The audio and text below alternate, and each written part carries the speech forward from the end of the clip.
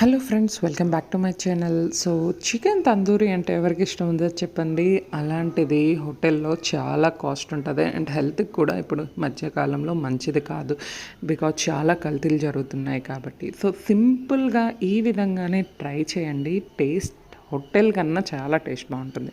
ఒక్కసారి ఈ విధంగా ట్రై చేయండి. ఫస్ట్ అయితే నేనైతే 2 తందూరి పీసెస్ అయితే తెచ్చుకున్నాను.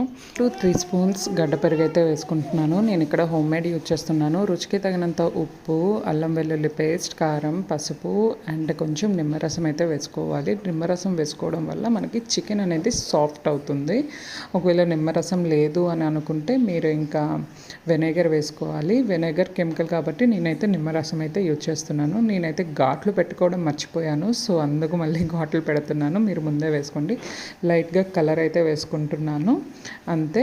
ఇట్స్ ఆల్మోస్ట్ 13 మినిట్స్ మనం ఈ విధంగా చేసుకుంటూ మ్యాగ్నేట్ చేసుకోవాలి.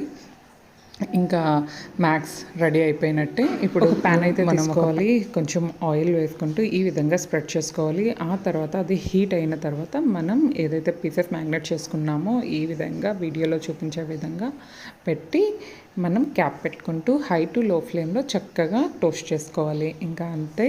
మనకి ఒకవేళ స్మోకీ ఫ్లేవర్ కావాలి అనుకుంటే మొత్తం అయిపోయిన తర్వాత ఒక బొగ్గును కాల్చేసి ఈ ప్యాన్ మీద పెట్టి మనం కప్పు పెట్టుకుంటే స్మోకీ ఫ్లేవర్ కూడా వస్తుంది.